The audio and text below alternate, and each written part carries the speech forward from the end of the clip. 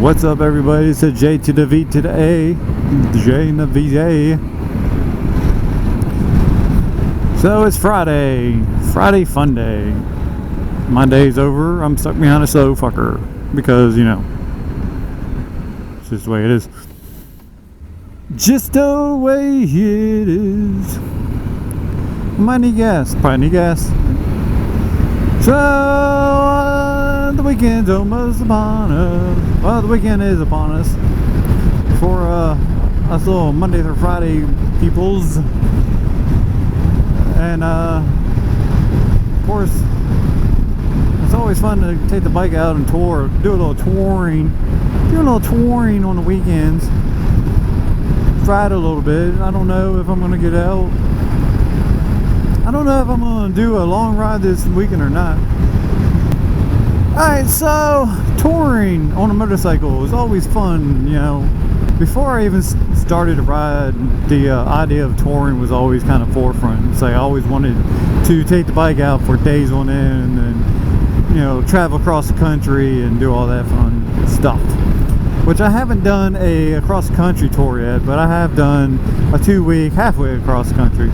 You know, rode from my home here in Northern Virginia all the way out to Oklahoma, by the way of the southern states.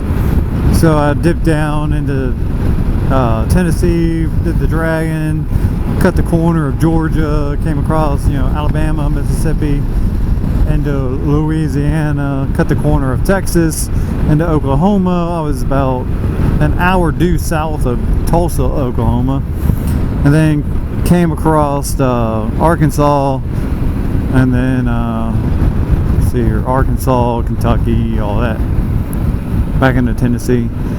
I think I managed to miss Missouri. Even that little hook, I think I managed to miss. But that's just the way I came through. And that was a 2-week tour. I did that, you know, 2 up. It was me and the wife. We were on my NC. And, you know, it wasn't the best of times. It wasn't the worst of times. We had some good moments. We had some bad moments. But that's kind of traveling in general, much less traveling on a bike. So, but it's something I do enjoy, and I do try to get out there and do a lot of. So, you know, there's some stuff, some knowledge. I've gained some knowledge over the years. You know, I'm gonna bust my knowledge out on you, give you some tips and tricks and whatnot. So, first trip comes with planning. It's like, yes, it's fun to go, okay, I'm just gonna flip a coin and go this direction. You know, the idea is there, the idea is cool, the idea is sound, but the only problem with that is you kind of tend to miss stuff. So what I like to do is, you know, a loose planning session. You know, I go out, I look to see, you know, some of the cool stuff in the general area that I plan on riding. And you know, they're kind of like waypoints. It's like, that might be my final destination for the day, might be, you know, my midpoint, but it gives me somewhere to ride to. But how I get there, you know, I'm playing by ear.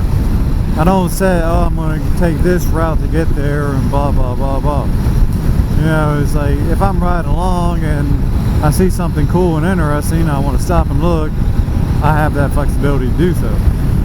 You know, I'm not so rigid. Oh, that's off the road I want to take, so I'm not going to stop. Now, you know, you just need a little bit of flexibility because you know, things happen. You might get stuck in traffic and you're delayed and it takes longer to get somewhere, or, you know, you might actually get somewhere earlier. Or, you know, you might see some sort of tourist trap. It's like, oh, hey, well, let's stop and check it out. You know, it all happens, and, you know, you're out there to have fun and see and do stuff. So, you know, if you see something you want to check it out, because you never know when you are going to get back out there. My second tip would be, when you are traveling, talk to the locals. You know, more often than not, the locals are willing to help you out. You know, they're give you the little dinner spots that are little holes in the wall that are like awesome, or the various stuff like that. They can, especially if you see some bikers kind of hanging around, talk to them. I mean, I've never had a bad experience with a group of bikers. Being on another bike myself, it definitely helps. But then when the wife is with me, everybody really wants to talk to you. Something about the little woman there takes some away some of the, I guess, sketchiness or the bad stigma when it comes to bikers. But I've never had too much problems with somebody helping me out, give me some ideas or some advice, or it's like, oh, you need to check out this road. Because if they're telling you, check something out, more than likely, I mean, it's worth checking out.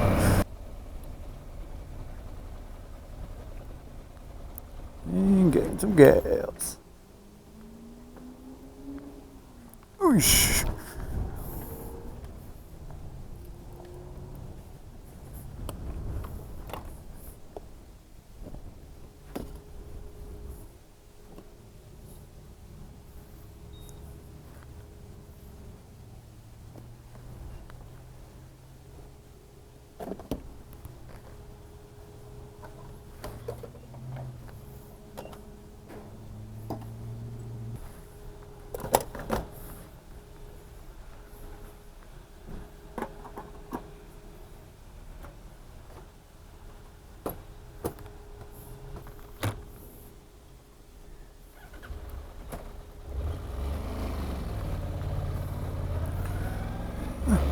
Well, and speaking of gas, when you're stopping for gas, take a break. Walk around a little bit, sit down, go find a shady spot, get something to drink, get something to eat, make sure you snack, make sure you're staying hydrated. Your stop, just take the time to kind of recharge yourself a little bit. Which runs into my next tip is make sure you stay hydrated. Make sure you eat.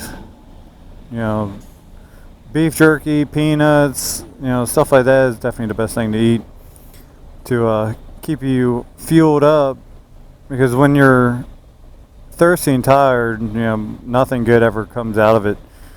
If you're dehydrated, your senses ain't going to be quite as sharp, and your reaction time will be a little bit slower, and you're also kind of worried about, your mouth being dry and all that. And same thing with, fuel. I mean, if you're not eating and snacking and stuff like that, it's gonna hurt in your performance, and you're not gonna be concentrating on everything that you need to concentrate on. And you're gonna be a tad bit slower because you're gonna be a little bit more fatigued due to lack of energy. So, carry some peanuts, carry some beef jerky, carry some crackers. Do what you have to do. You don't have to eat a lot. Just if you're at a stop, eat a handful of peanuts. Almonds or whatever the case is. Take a drink. You don't have to drink a whole bottle of water or a whole bottle of Gatorade or whatever, but just make sure you're drinking. If you have some way to get water to you while riding, that's even better, but that's not always the case. One of my jackets has a hydration bladder sleeve built in, but I never really quite used it. And that's an interesting color. Anyway, but just make sure you're staying hydrated. Because right now, in a day like today, where it's almost 90 and the sun's beating down on you, it's easy to get dehydrated, but it's also easy to get dehydrated when it's cold, and that's something nobody really thinks about.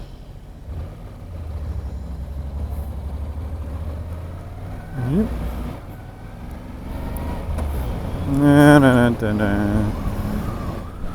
And what the fuck you doing, dude? Did you miss the yield?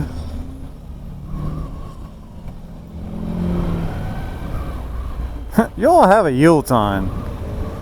Listen.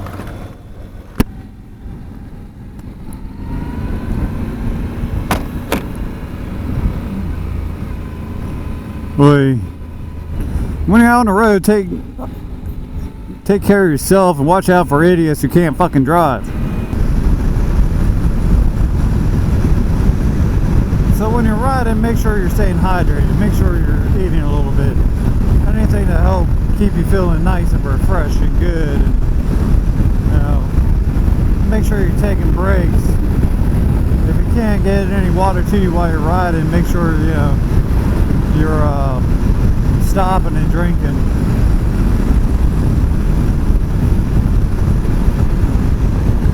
Which, my next tip is make sure that you're wearing good gear and proper gear, and wear it all. I know, it's nice to see these people running around in jeans and a t-shirt or whatever, riding. It's like, oh, it's 90 degrees, it's hot as hell. I ain't wearing more than a t-shirt. And the sad thing is that actually kind of makes you a little hotter. It's like, it's right about 90 couple degrees right now, and I'm fully geared out. I got my vents open, so I got some air movement, but my jacket, my pants keeps the sun off me, so the sun's not beating down on my skin. The sun's not giving me a sunburn. The sun's not pulling moisture off my body. Being fully covered too, with a little bit of vents up there, does let some airflow in, but I'm not getting beat up by the wind. I'm not having the wind constantly go across my skin, which pulls moisture off of you. It pulls moisture from your body. Riding like that actually makes you more dehydrated. So wearing a full suit actually helps you stay cooler, and it helps you stay hydrated. It's a little weird in concept, but it works. And switching from my mesh jacket to my textile jacket, I've noticed a pretty big difference in the way I feel. I'm not so thirsty by the time I'm done or I make a stop. Yeah, sure, I'm still thirsty, don't get me wrong, but I'm not as thirsty. So staying covered, it helps keep you from getting sunburned, and it helps with you retaining moisture in your body, and also it truly does help keep you cool. You wouldn't think it does, but it does.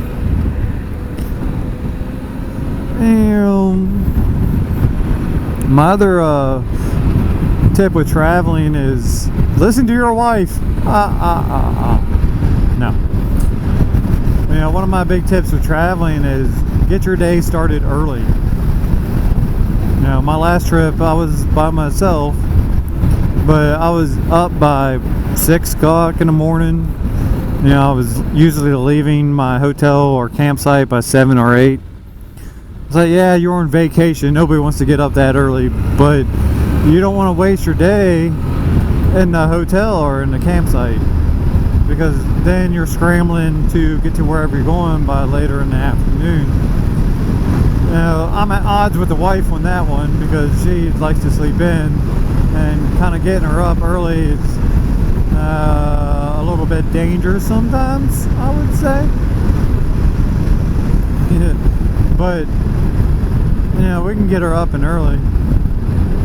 During our big trip, we didn't get really on the road till 10:30, 11, and by 4 or 5, we're kind of looking to find a place to stay. So that only gives you about 5 or 6 hours, and then if you're stopping every hour or so for a half hour to take a break, you don't get anywhere. You end up rushing, and you miss stuff because you're trying to get somewhere, so you might end up skipping something because you don't have the time, or you don't want to spend the time because you're trying to get to somewhere else. When I'm traveling on my own, I like to get up early. I like to be on the road by 7 or 8, and then by noon I'm looking, how do I feel, how much further do I really want to go, if I'm camping, where's the nearest campsites, or where's some campsites, in the general area I'm heading. because I use an app. It's freecampsites.com, or it might be .net, I don't remember, but it's freecampsites dot something, and you can do a search based on where you're at, and it'll tell you all the free campsites or your cheap campsites. You know, it's like $10 or $20 a night is the most expensive that you'll find on there. But it usually lists, you know, state parks and national forests and stuff like that. So, you know, it also tells you what type of amenities they have and everything else. So that's definitely useful to plan where you're going. I've had pretty decent luck with it. A couple of times I kind of shot myself in the foot, but in general I've had pretty good luck.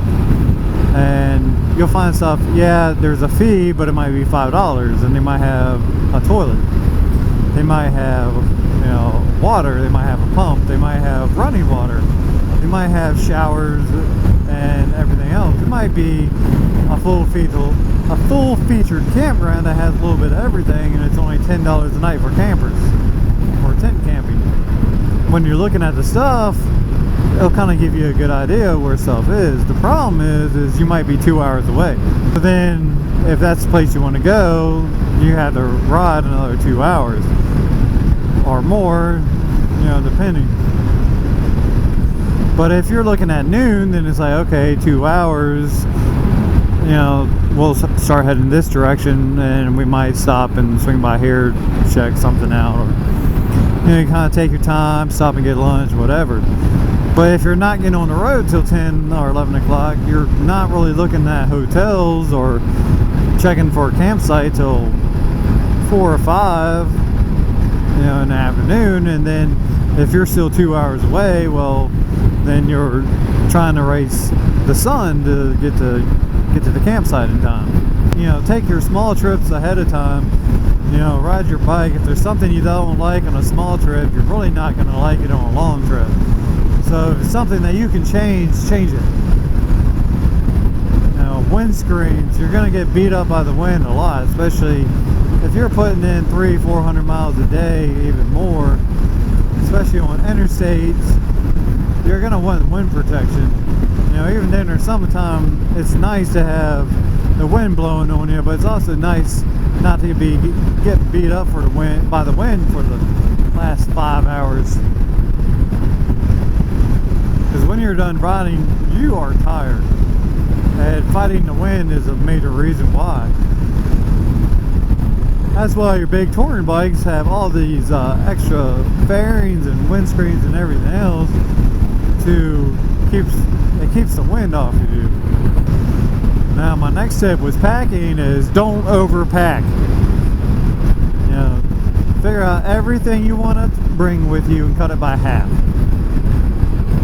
Now, if you backpack, you're pretty good. You know roughly what you need to survive, and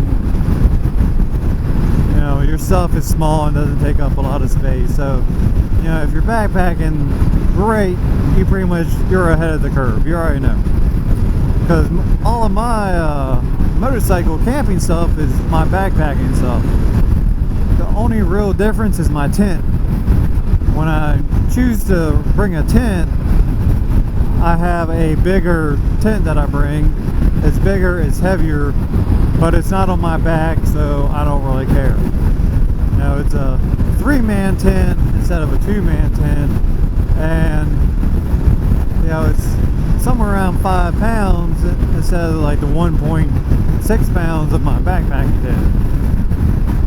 So it's bigger, it's heavier, but it's spacious. And the one I have isn't that hard to roll back up and put it back in its bag, so tearing it down isn't that bad. You know, it is a cheap Walmart tent. It does have the stupid fiberglass poles and sleeves. It's not the best in the world, but it does the job, and it does it pretty well.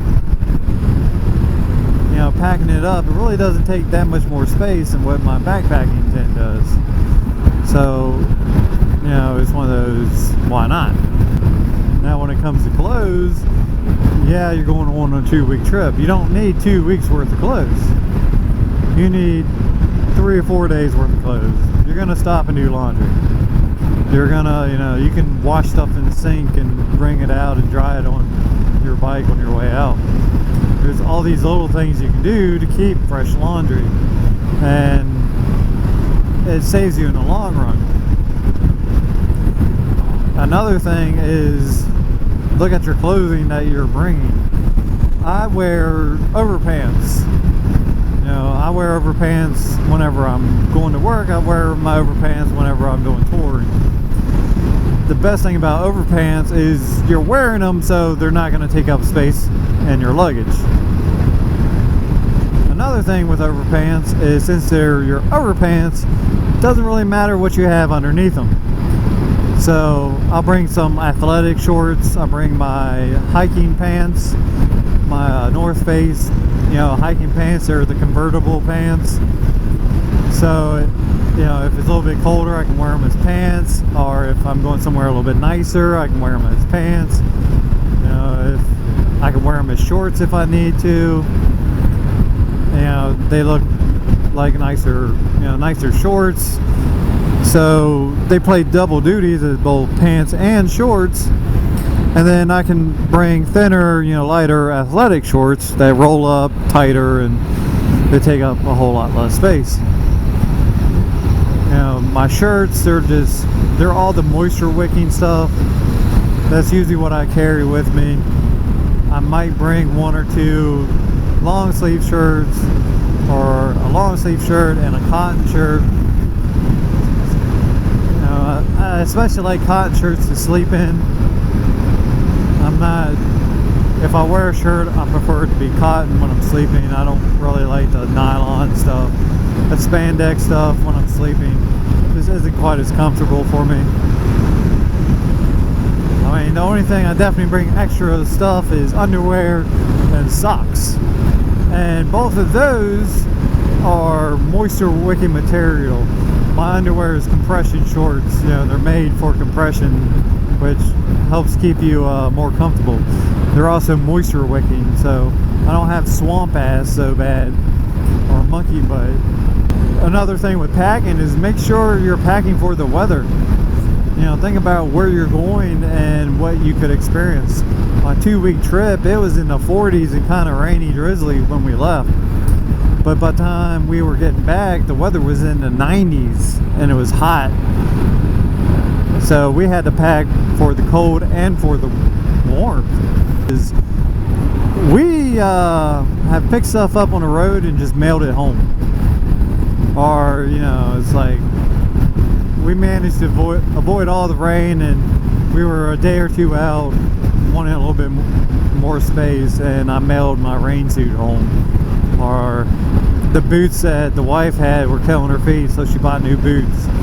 Well, we mailed the old boots home. It can be a little pricey, but stuff like that is good to keep in mind, because you can buy some souvenirs. You can do stuff like that, and you can just mail it home, and you don't have to carry it with us. One of our first days traveling, we stopped at a salt and pepper shaker museum and bought a couple salt and pepper shakers. Well, they were glass, they were kind of big, they took up a little bit of space, but we were able to mail them home. So, day 2 of the trip, I didn't have to lug around these breakable things for the next almost 2 weeks. I was able to mail it home, not a worry. They got home safe. The kids and grandma was able to get them out of the mail, and they were at the house waiting for us. If nobody's at your house waiting for you, send it to a relative that lives nearby. Send it to somebody that will hold on to it, and you can get it when you come back. Of course, this is the most when you're on a big trip, but it's good knowledge to have. It's like, most people don't think about it. Oh, I don't have room for this. Well, try to mail it home. You have all this extra stuff, the little power bricks we have. So if you're at a hotel, it's one plug it all in. All you need is your USB cables. You plug everything in. and it's one thing to worry about. It's not all these small multiple chargers, because the vast majority of stuff you have now can be charged off a USB plug. My other tips is just slow down, stop and smell the roses. If you see something cool, stop and look at it, take a picture, take multiple pictures. You know, invest in a GoPro that you can take video while you're going down the road, or the Cena 10C, so you can take video or take pictures while riding. Although the Cena 10C, I'm more impressed with the picture taking than the video quality, but it still works. You know, it's like, make sure you're documenting what's going on, because a year or two or 5-10 years down the road when you're thinking about it, it's the little things you might miss. And definitely take notes of the thing you highly enjoy, so if you're ever back in that area, you can go back and check it out again. There's a restaurant called the Brisket Hut in Louisiana. If we ever come anywhere near that place, we'll be stopping. End of story. You know, the restaurant was that good. And speaking of eating, try the local mom and pop shops. Our general thing is, if it's a mom and pop shop, you know, if there's a bunch of cars in the parking lot, stop and eat. If it's a restaurant with only one car, 2 cars, you might want to pass it up. But if there's a bunch of cars there, stop and eat. If there's a bunch of truckers there, stop and eat. If there's a bunch of cops and federals, you know, wherever, stopping to eat lunch there, stop and eat lunch there. If there's one thing the federales know how to do, is how to eat. That's one of the reasons why I stopped at the Brisket Hut, because there was a bunch of feds outside talking after they had their lunch. We stopped, and it was probably the best barbecue that we ever had. Hey, a train, yay. So it was definitely worth the stop. You know, don't do McDonald's, don't do Burger King, don't do the nationwide chains. If you do stop for a chain restaurant, try to stop at one that isn't around your area.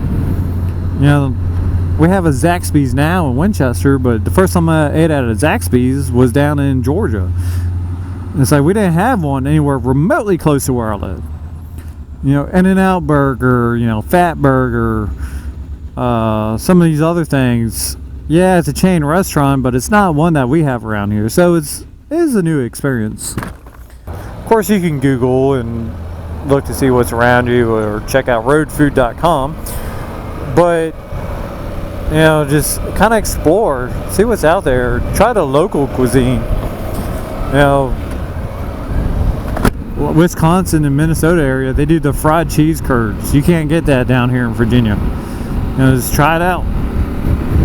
But the biggest thing about traveling is stay positive and keep an open mind, and just try to have fun. If you're not having fun, you're not doing it right. Bottom line to it. So it all starts with attitude, and everything else goes from there. If you're taking a long weekend and you didn't use something, don't bring it. If it's something that you can really live without, don't bring it. Because space on motorcycles is always a premium. You don't want to overload, and it's always good to leave plenty of extra space, so when you're out traveling you can pick up some souvenirs and bring with you. But anyway, those are my quick little tips here. Thanks for watching. Make sure to like, subscribe, leave me a comment of what you like, the tips that you have, and I will talk to you all later.